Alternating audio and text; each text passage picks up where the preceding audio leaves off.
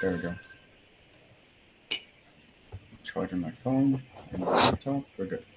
Okay, can people see the presentation? Yes, Yeah. we can see it. Okay. Is our video still up at the same time or just audio? The video It's is up. Well, Okay.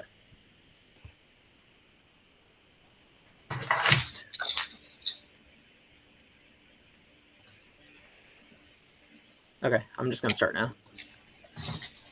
All right, hi everyone. My name is Omi. I'm a pre-med student intending to apply to medical school next year. My wife Anastasia and I just took the MCAT this year and scored in the 100th percentile. We wanted to share a few tips we learned along the way that we think will be helpful as you prepare to study for the MCAT. I know that it can be daunting with all the information out there to figure out where to begin. There's definitely advice that won't work for everyone, but what I've compiled here today is intended as a plan that's going to help most people reach their target scores. So some of you may have already started to see this guy whenever you try to watch a video on YouTube. This is Rob Franick. He's the spokesperson for the Princeton Review. And he's going to tell you that the MCAT is hard and the MCAT is important and that it matters how you prep, not just how much. So I hope to offer some advice that will fulfill the promises of a lot of these test prep companies. Parts of our advice are available in some form around the internet, but it's rarely gathered in a concise study plan like this without all the noise. If you feel that you'll benefit from the structure of a test prep course, this may not be the guide for you, as it stresses self-study. But regardless, some of the tools and resources I'll talk about are used by the most high-scoring examinees and should benefit most students. So I hope it helps. These are the topics that I'll be covering today. I'll be going over the preparation and planning stage of MCAT studying in this presentation. I'll start with the basics about the exam, what it is, why we take it, and how it's scored. Next, Anastasia will talk about how to apply for the fee assistance program, accommodations, and how to register for the test. I'll then go over the resources I recommend buying and using throughout your study. Lastly, we'll go over how to structure our study schedule so that you can space out your studying to prevent burnout. Let's start with what the MCAT is and why we take it. The MCAT stands for the Medical College Admission Test. It's administered by the Association of American Medical Colleges, or AAMC. It's one of the metrics used by medical schools to assess their applicants. But why do medical schools place importance on the MCAT? Because research has shown that it's a good predictor of success in medical school, licensing exams, and clerkship. Several medical schools have undisclosed MCAT and GPA cutoffs that are used to screen applicants. In this way, the MCAT is a filter used to narrow down the applicant pool. At the same time, the MCAT can be a chance to overcome discrepancies in your application, like a low GPA. It can show medical schools that you can still perform well academically. An upward trend in GPA or MCAT shows growth and maturity and can make you a better applicant. I want to make an important general note that I hope to emphasize with my coming talks. The MCAT is not just about memorizing everything, although it definitely helps to a certain extent. It mainly tests your endurance and your analytic skills. It's a grueling 7.5-hour exam that's meant to test if you can maintain your focus for that long. There are going to be many milestone exams on your medical journey that require these long exams, and this is just the first one. I hope to supply everyone with the tools to tackle this endeavor so you don't feel overwhelmed throughout the process. Many of these tools and resources are also standard for medical school in preparation for those licensing exams. So let's talk about how the exam is scored. The total score ranges from 472 to 528, which each section scored between 118 and 132. You can't score below a 472 or above a 528, so that shows you that the MCAT isn't based on your raw score. Contrary to common belief, the MCAT isn't really curved either. Around 70% of the questions on any given test are graded, and that makes up your final score. You can get about 1 to 5 questions wrong, depending on the test and section, and still get a 132 on that section. The difficulty of the question is scaled or equated to previous test takers. The other 30% of questions don't contribute to your score, but they're used to grade those future test takers. You won't ever really know which questions count towards your score and which don't. So that can be a little frustrating when you take the exam. The AMC uses this method to pre-test all their questions to rule out any biases towards certain groups. This way, no matter when you take the exam or what questions you get, each score is the same as another. Instead of a raw score, the MCAT score is correlated with a percentile rank. This isn't the same as a percentage score out of 100. Instead, it conveys how well you did compared to other examinees. It essentially shows how competitive your score is, and this will become clearer in the next slide. This is the bell curve showing the distribution of MCAT scores versus percentile rank. The overall average score is a 501.5, with 2/3 of examinees falling within 10 points of that score. The percentile ranks are calculated each year, with the average score trending up slightly, but corrections to the scoring keeps the mean close to 500. Getting a 502 means you're in the top half of examinees at the 52nd percentile. Getting above a 520 puts you in the 97th percentile, meaning you're in the top 3% of examinees. And getting a 524 or above is the 100th percentile, or the top 0.5%. These are the average MCAT scores to be competitive for certain medical graduate programs. These programs differ in their curricula, the amount of support they offer their students, and the opportunities provided after graduation. This is strictly my opinion on the matter, but it's based on published papers. It's in everyone's best interest to aim for a USMD school, as they position their students better for residency and even offer test preparation for licensing exams. Going to school in the US also allows for more chances for financial aid and scholarships. That's not to say it's impossible to take the DO or the Caribbean routes, but statistically, these students face larger barriers of entry when they finish their education. DOs are at a 10% to 50% disadvantage for residencies, especially for competitive specialties like dermatology, surgery, anesthesiology. It's better to put in the effort now so you can avoid an uphill battle later. Next, let's take a closer look at acceptance rates and MCAT performance. This table shows the acceptance rates of applicants based on their MCAT scores. We can see a strong positive correlation between the two, with a 510 being the score where more than half of the applicants are accepted. These statistics may seem a bit discouraging or anxiety-inducing, but it's important to remember that medical school admission committees take a much more holistic approach than they did in the past. This means that they try to consider each application as a whole package, including their extracurriculars, GPA, personal statement, and interview.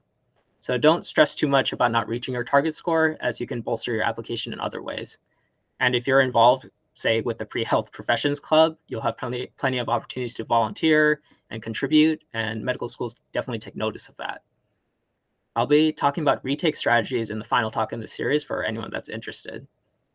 Now we'll break down the exam by section. The MCAT has 4 sections, broadly covering certain subjects.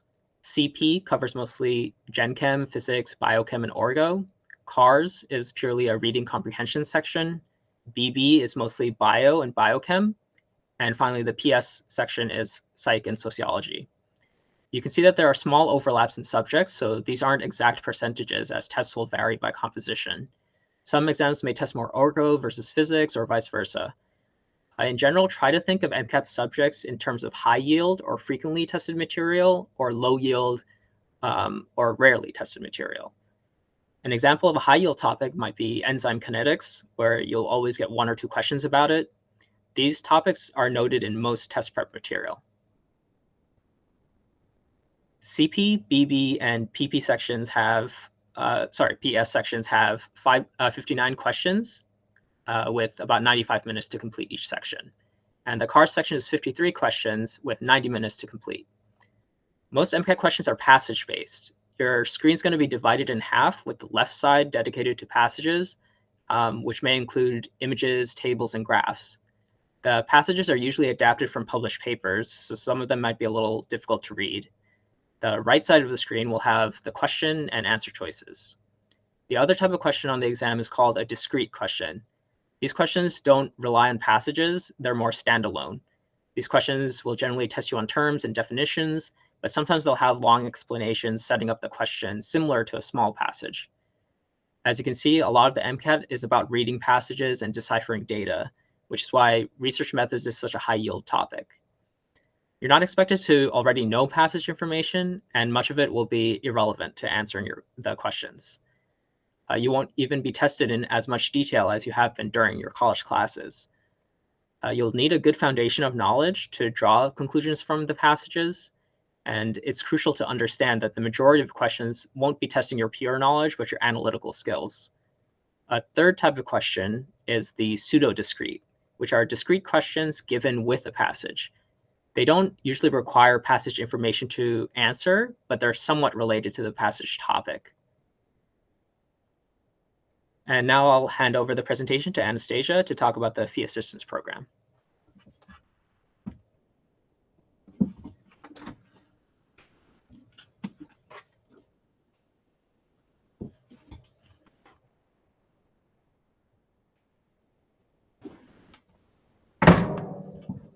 All right, hi everyone, my name is Anastasia. So I will first talk about the Fee Assistance Program.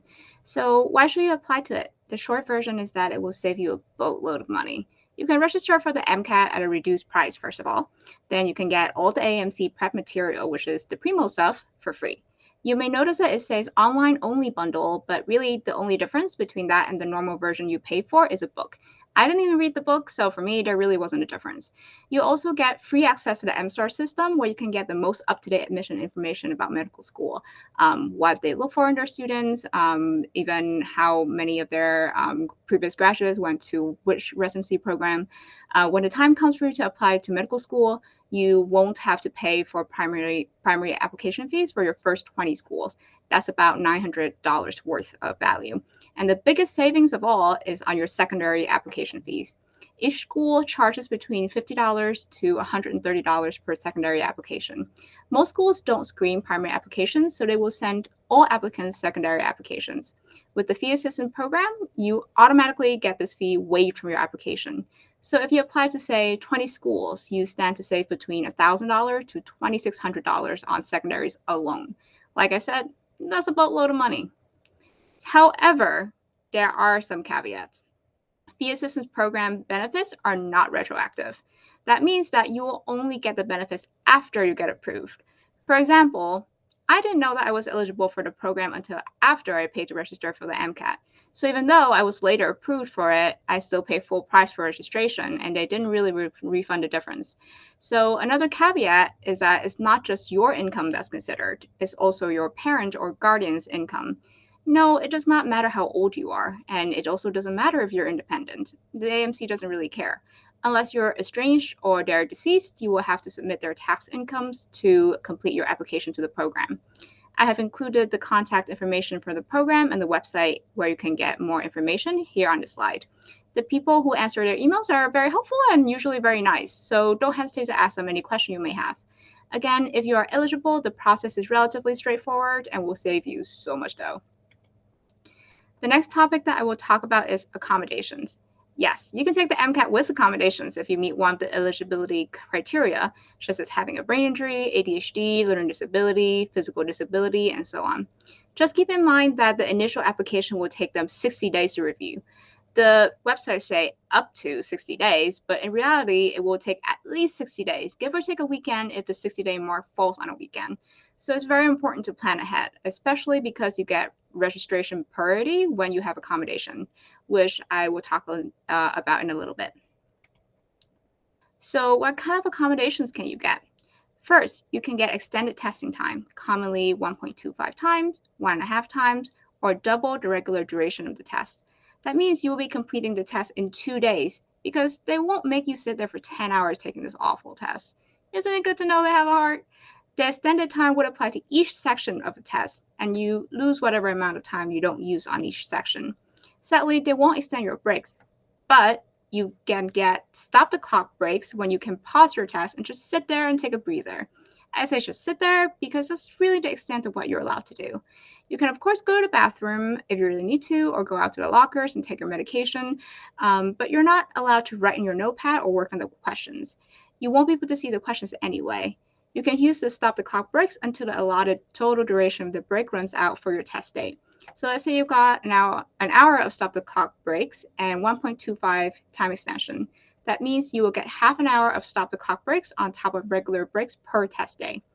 You can also be given permission to bring medications or medical devices with you into the testing room, such as an insulin syringe. Otherwise, you're not allowed to bring anything with you into the testing room, save for your clothes and ID. You can also get a reduced distraction testing room where it's just you taking the test there and no one else. It's nice because there's no chance you'll be distracted by the crying of the person next to you. You can also get a workstation that can be adjusted in height to suit you better, which would be necessary if you're in a wheelchair or have other mobility problems. So these are just some of the possible accommodations you can get. You can apply for others as well. You're going to apply for accommodations through the MCAT Accommodations Online or MAO portal, which you can log into using your AAMC ID. From there, you can upload all the required materials, which includes a personal statement, which talks about your disability and the functional limitations that come with it. This is not meant to be a sob story, just you talking about the true reasons why you need the accommodations. You will also need an up-to-date comprehensive evaluation, which means the evaluation must be done within 3 years for ADHD and learning disabilities, or within 6 months for psychiatric, physical, or sensory disabilities. The guidelines vary for acquired brain injuries. There are various supporting documentation that you may have to submit as well, depending on the reason you are requesting the accommodation. Some of these include transcripts, standardized test scores, previous evaluation, and verification of previous accommodations if there are any. Keep in mind that your case becomes stronger the more history you can prove. If your accommodation were approved, congratulations! You don't have this accommodation until the end of the next testing year. For example, if you were approved for test days in 2021, your accommodations will be valid until the end of 2022. This may vary, but there will be more details on your approval letter. If you have yet to register for an exam date, Pearson VUE will reach out to you through an email before registration opens for the general public. They will provide you with instructions on how you can schedule a test date with your accommodation. And remember that it takes a full 60 days for your initial application to be reviewed, so make sure you plan ahead. Ideally, you would want to submit your initial application way ahead when the deadlines for submissions are, which will depend on your desired test date. If your accommodation expired and you need them again, you will need to file an extension request, which should take about 30 days to be reviewed. Even if you do everything right, you may get a rejection letter at the end of the 60-day waiting period. It's a terrible feeling. And another outcome is reduced accommodations. You may have asked for 1.5 extended time, but they may grant you 1.25 extended time instead.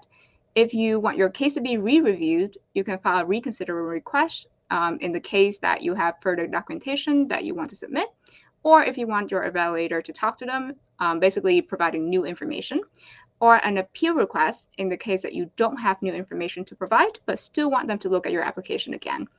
Both of these type of requests will take 30 days to be reviewed.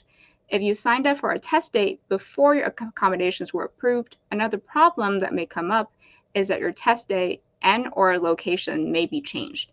This is very annoying, so make sure you plan ahead so your accommodations are approved well before you have to sign up for a date. That way, this won't be something that you'd have to worry about. So this is a link where you can get more information about accommodations for the MCAT and who to email in the case that you have questions. The next thing that I will be talking about is actually registering for the MCAT. Hopefully, by now, you have already applied for the fee assistance program and or accommodations if you are eligible. The first thing to think about is how much time you will need to study. I would recommend at least 4 months of study time so you get plenty of practice in and feel adequately prepared for test day. For this upcoming test cycle, the days that are offered usually fall on a Thursday, Friday, or Saturday. The majority of the days offered will only have one exam session starting at 8 a.m. Some days will have 2 sessions, one starting at 7:30 a.m. and one at 3 p.m., but this is a little bit more rare for this testing cycle. Both Omi and I took the test at 7:30 a.m., which kind of stinks because neither of us are morning people, but this depends on your preferences. Registration has already opened for days in January, as well as for days between March and June of 2022. If you want the test date between July and September of next year, registration will open in February of 2022. It's not impossible to get a date after registration opens. It will just largely be based on luck because you will need other people to drop their test date. It's unlikely, but it may happen. To register for the MCAT, you will first need to make an AAMC ID, which is just a username and a password. Then you will log in and go to the page called Register for the MCAT exam and fill out your profile. Ideally, this will be done at least a day before registration opens. One thing you may want to keep in mind is enabling score sharing with your school's pre-health advising. That way they can automatically see your score once it comes out. It's very, very important that you sign up for the AAMC's MCAT email updates. That way, you will be in the loop when registrations is going to open or if there is any update on your test date and location.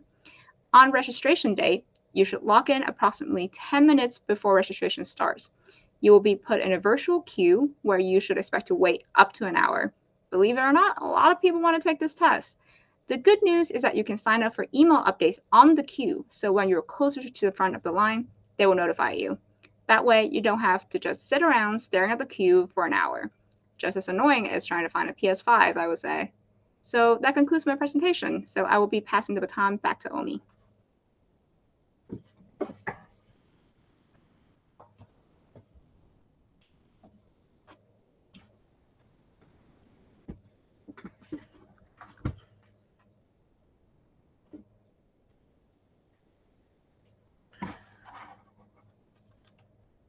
Thank you, Anastasia. I'll be going over some of the resources we recommend. First, you should know that studying for the MCAT is usually divided into study phases. The first phase is content review, followed by the practice phase, which includes doing practice problems and taking full-length practice exams. The content review phase uses only 3 resources and 1 study tool. The first resource is the Kaplan 7-book subject review, which includes foundational information about each subject. I recommend using Kaplan's Gen Chem, Physics, Bio, and Biochem books. I used their Orgo book, but found it to lack some details that are tested. As we saw in the section breakdown, Orgo is not a particularly high-yield subject, but some tests skew heavy on the topic. So I recommend supplementing with the Princeton Review's Organic Chemistry book, which can be purchased separately. For CARS preparation, I recommend starting with Jack Weston's daily CARS passages, which are free on the Jack Weston website, which I believe is just jackweston.com.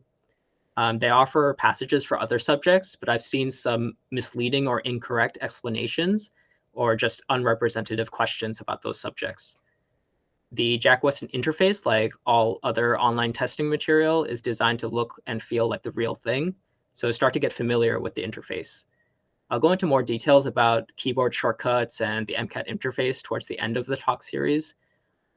But first, start by doing 3 CARS passages untimed daily during content review to get a feel for reading and answering questions. Try getting your time down to 15 minutes and then 10 minutes per passage. Eventually, you'll ramp up your CARS practice to 6 to 9 passages a day as you approach your test day. These passages aren't representative of AAMC CARS, but it will exercise your reading and analysis skills and keep them sharp for the official AAMC material. Remember, one of the main things the MCAT tests is your endurance and stamina. The main focus here is to improve your focus and reading speed. You need to be reading every day. For the psych and sociology content review, I recommend using a combination of resources because there's no perfect solution. I use the Kaplan Psychology book as well as a 300-page PDF by the MCAT Bros, which is essentially just notes on Khan Academy videos.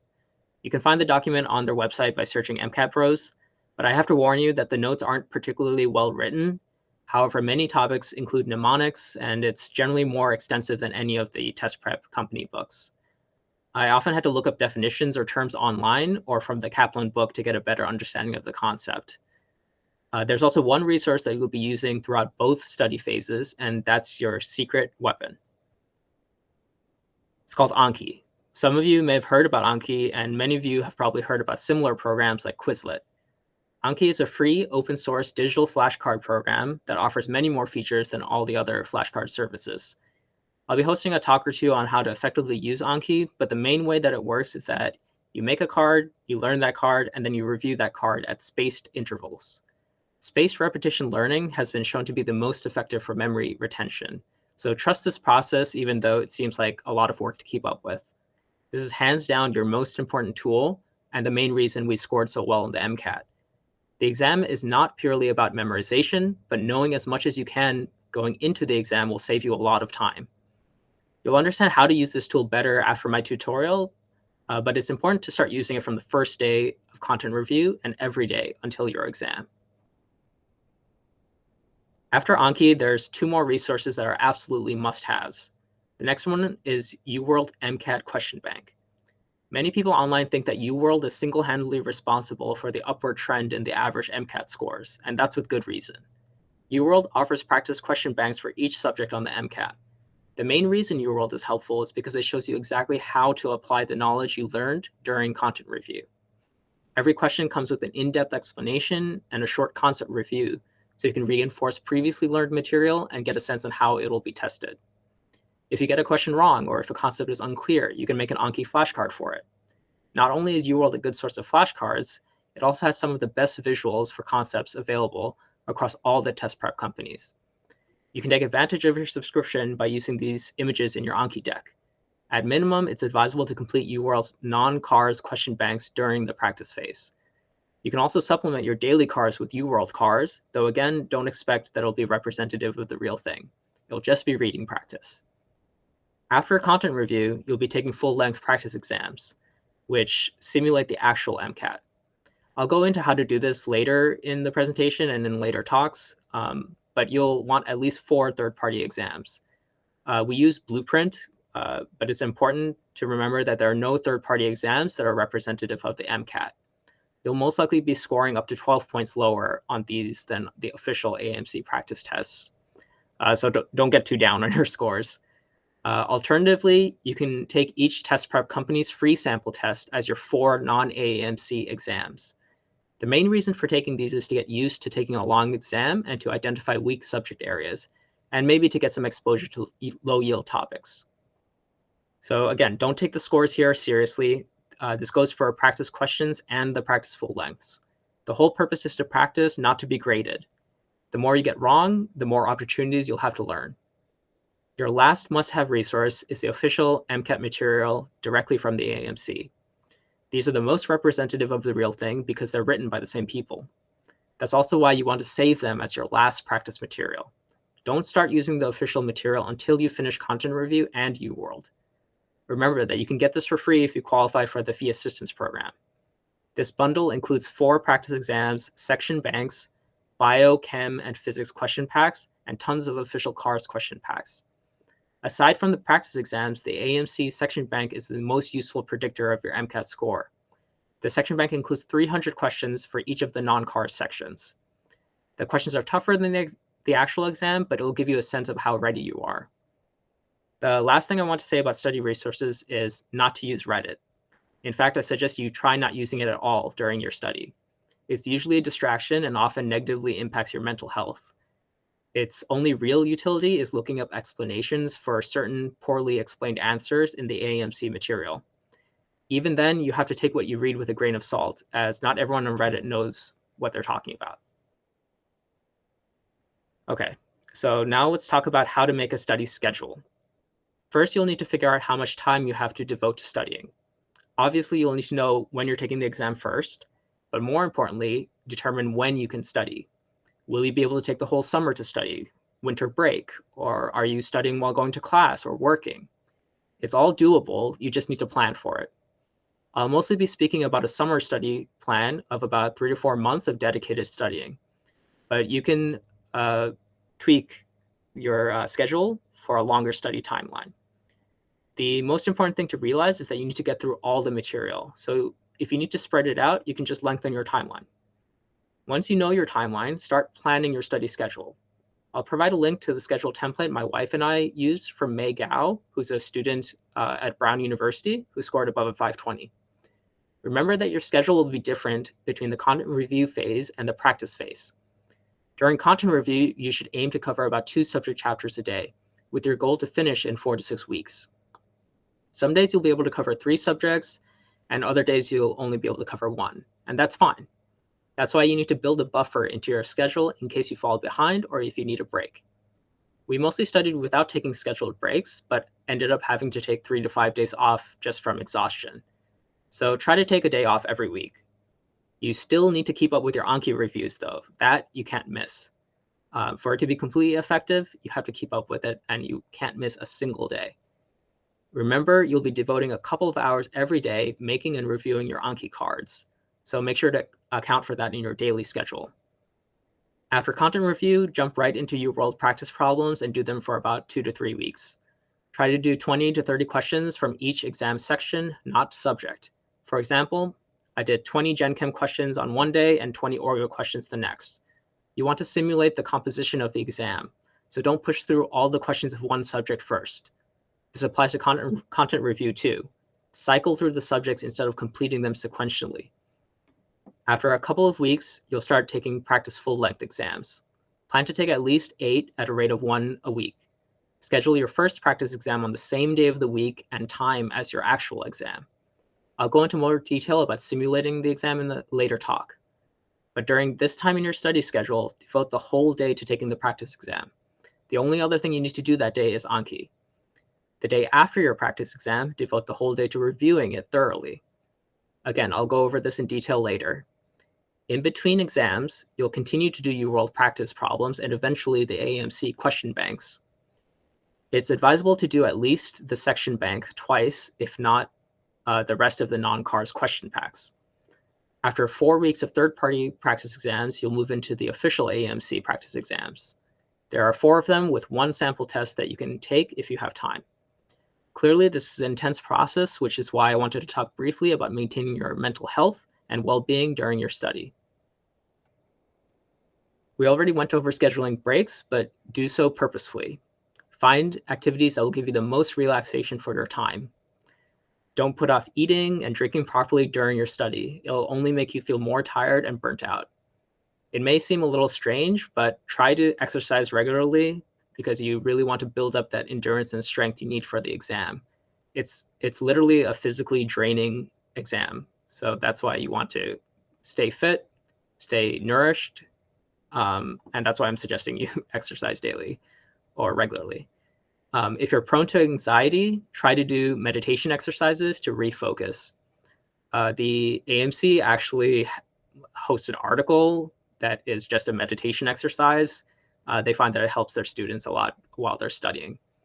Lastly, I assume most of you are interested in the human body and how to use that knowledge to learn clinically significant skills. You're going to learn a lot throughout this journey, and the MCAT is a great opportunity to synthesize all your science knowledge and apply them to clinical situations. It'll be exhausting to cover all this material, but try to stay interested and remember why you want to be a doctor in the first place. Every medical school emphasizes that being a doctor means understanding that you'll be a lifelong learner. If you struggled with these subjects earlier, you might find that studying them on your own, with your own motivation, will help you appreciate why they're so important. So stay curious and take that feeling of discovery with you on your journey.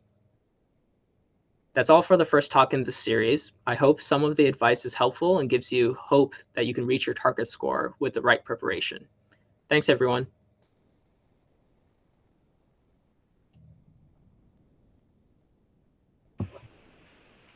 Thank you very much, Homi. I really appreciate this talk you put together. It was really, really helpful. So many things you said, I was like, okay, I did not know that. And I'm sure a lot of people are going to find it very, very helpful. Okay. If anyone has any questions, or you can always contact me afterwards. But if you have questions now or just want to talk about your plan, I'd be happy to do that. Yeah, that was awesome. Thank you, man. I did have a simple question. Did the Kaplan? Do you think the Kaplan books helped you for the biochem lecture, or did it not go into enough detail? Are you talking about biochem class right now, or you're talking about? So since I assume you studied over the summer, right? So yeah, I did study over the summer. I definitely do know most of the biochem material already, and because I used Anki, I have it memorized. So there are certain things about certain subjects that you'll need to know exactly how things are working. So one of them is memorizing all the amino acids, memorizing all the metabolic processes, all the intermediates, all the enzymes. So I didn't really need to study as much for those for the lecture, and I am doing well in the class right now. Cool. And awesome. Like I said, it's really not in as much detail as we are getting in class. There's some things that I was not tested on the MCAT, but we are tested on in biochem, like the structure of phospholipids. You need to be able to identify them for the MCAT, but you don't need to be able to draw them. So, and you don't need to memorize all the different types of fatty acids. There's way too much detail to cover that. It's mostly surface level, and you'll be using basic information to interpret more complicated situations. And does that hold true for all of the subjects? Mostly that's true. For psych and sociology, there is a lot more memorization of definitions Okay. and terms because there's going to be tons of questions where all the answer choices are just terms. And if you Okay. don't know what each term means, you will be guessing just for that section. Okay, cool. Awesome. Is that PowerPoint going to be shared? Yeah, I'll make sure to share the PowerPoint so you can access all the links. Cool stuff. That was great. Yeah, I don't think I have any other. Actually, I do have a question. Because there's a lot of resources. I actually just had a question about I guess in what capacity do you use them in, right? So I've heard that Kaplan can be used for content review kind of extensively, but then we have like the 300-page document. Like, what is that document even used for if you have things like Kaplan? So the different... So, at least for me, yeah, sure, I'll take this. At least for me, I did not use the Kaplan Psych and Sociology book at all. I only used the 300-page document, but the problem with that is that the 300-page document only mentioned that it's not well written at all. So I got very frustrated with it. So it's mostly used so that you have a list of topics that that may be covered in the test because the document is very extensive. But you will have to do your own legwork by Googling like most of the terms so that you have like a proper definition and doing more background research into it. And that's why I only uses the Kaplan book for supplement. But I got kind of frustrated with how much material the Kaplan book covers in psych and sociology. And it was kind of slowing down my progress a little bit. So I stopped using it. Okay, would you say that then, like anything outside of the Kaplan books is mostly like supplementary, like it's used to fill in the gaps of the Kaplan books? Pretty much, yeah. Yeah, so that's like that makes a lot of sense. That's like the weird thing about these test prep materials is that each company has their own strengths. So, like I said, like Orgo is not very useful in the Kaplan book, so you might want to get the Princeton Review version of that. Mm-hmm. But then Princeton Review for all the other subjects, their books are way too long, right? You're not expected to know all this detail. If you have the time to devote to it, it might be useful to be able to cover all of that because you'll just get some questions much quicker, and then you can use the rest of your time on exam day to focus on the hard questions, right? So that's why I said that like memorization is not required, but if there are certain things that you already know, you'll be able to breeze through those questions and focus on the harder ones. And Kaplan specifically, like we said, the psych book is not as helpful as that 300-page document. But the other books do a pretty good job. So that's why I recommend them for a lot of the science subjects. Gotcha. And you said you used Anki for content review, so I'm guessing, because generally I feel like the advice that I was seeing was for practice questions, the ones you got wrong, you put them in Anki, however it's pronounced, Anki to kind of remember those questions you got wrong. How did you use them for content review? Because I can't imagine you're making a card for every single thing. That'd be way too much. You have to be strategic, right? I'll be honest and tell you that my Anki deck for my whole MCAT review is around 10,000 cards. Okay, so you're making them as you go so that you don't pile it on too quickly, and you do want to be making them for like equations that you need to memorize, relationships that you need to know.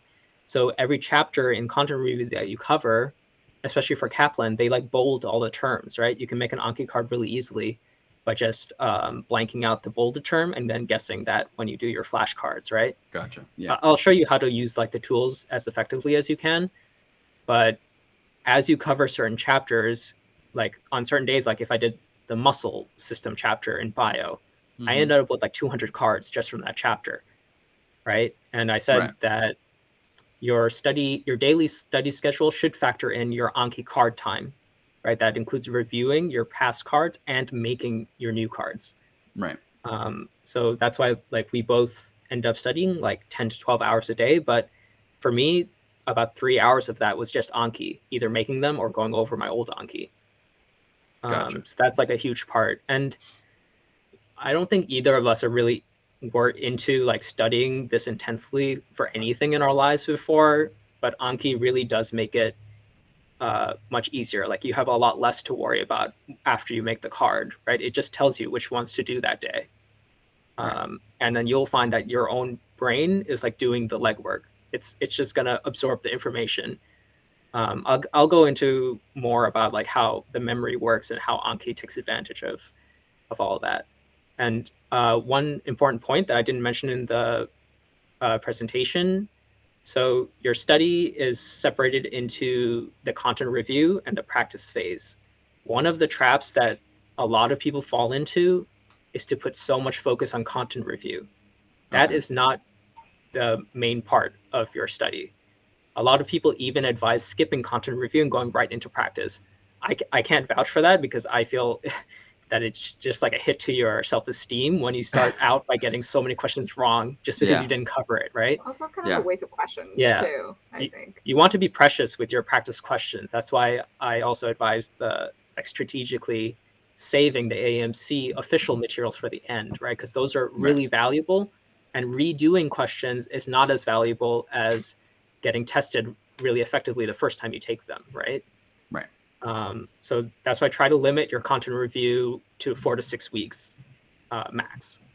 If you find that you're getting like too intensely into content review, pull back a bit.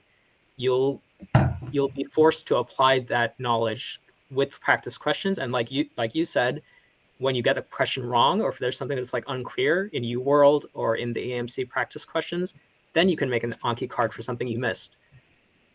So you always have options, but you don't want to cut into your practice time. That is like one of the most harmful things that you can do. Gotcha. How much time did you dedicate for practice? For practice, I would say at least 9 to 10 weeks of practice, because we both took 9 practice exams. So that's 1 a week. And then in between the practice exams, you're doing practice questions. So basically about 2/3 of your time. Yeah. Okay. Cool. All right. That's all I got. Thank you so much for the information. That was awesome. Thanks for the questions. They were they gave us a chance to like talk about more information that we found that probably will be helpful for the people too. No problem. And the next one is for Anki? Yeah, so like if not many people are coming to these in person, I might just like schedule like smaller get-togethers, maybe like 30 minutes, and just like show you a few parts of Anki so you can practice them in person. Like you can bring your laptop and I'll just like show you on my laptop how to use it. But yeah, I think that part is a bit of a learning curve to Anki, so you're not going to get all the utility out of it the first time you use it. So it's definitely something you have to practice, and something that we both had to go through. Like when you first start content review, you basically have no idea how to make a good Anki card. And then as you go through it, you get better at it, you know what works for you, and then you can tailor your Anki cards to your own learning. Awesome. Yeah, I'm actually going to give it a shot today because I have an exam on like 2 weeks. Kind of figured, biochemistry is getting a little heavy right now, so it's getting heavy. So I figured I might as well just start it now because I might be struggling real soon. I think Moyo mentioned in the chat that like personally I use Anki for biochem, for anatomy, and I'm a computer programming major, so I've used it for computer programming. It helps you memorize anything. Oh, wow. A lot of people also use it for language learning. So it's a very, very useful tool. All right. Let's see if I fail. Just make sure if you're using it for class to try to keep up with the material as it's presented, so that you make the card early and then you'll have multiple chances to review it. Like that's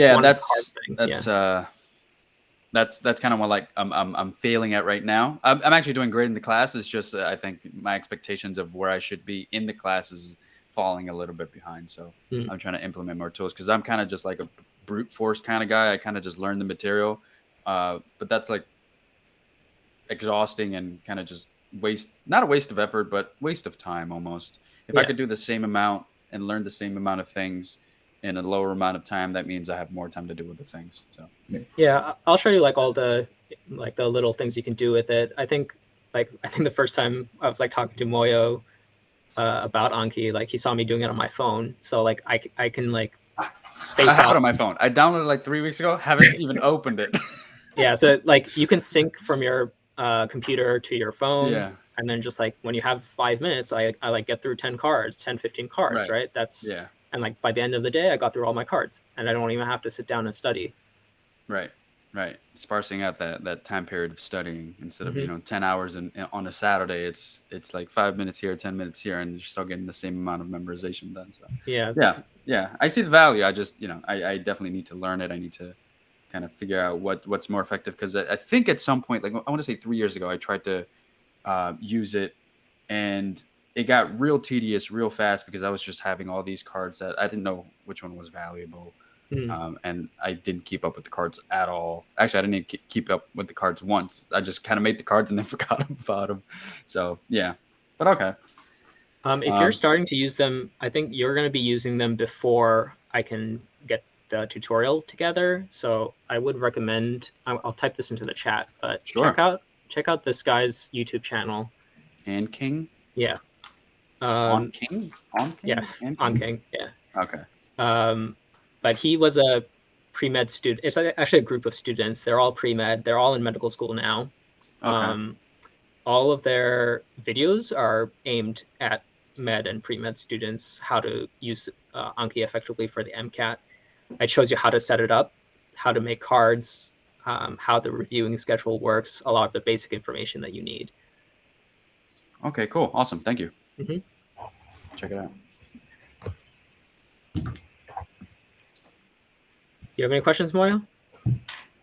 Right now I'm good. Yeah, I think I'm good. Thank you very much for this whole thing. I really appreciate it, and we're all gonna find this very, very useful.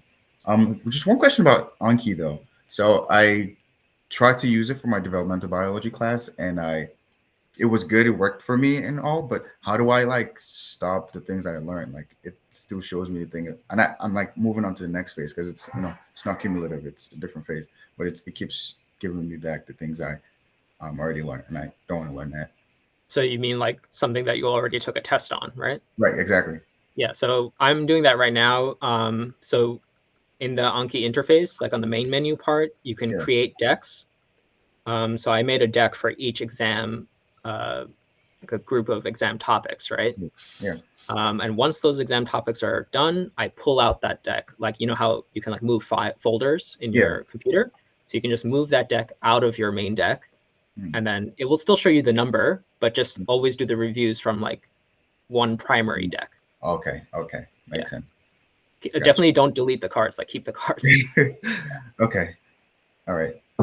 Thank you. Mhm. All right. That was interesting. Very informative. Again, thank you for your time, and thanks Renato for showing up. I'll definitely be sending this out to the group, and we're going to find it useful. Thank you guys again. Thank you, Anastasia, for the talk as well. Yeah. Thank you. All right. So I'll see you guys later. yeah. All right. Take care. Thanks for coming. Thanks for coming. Thank you. Bye. Hold on 1 second. I just gotta stop the recording. All right.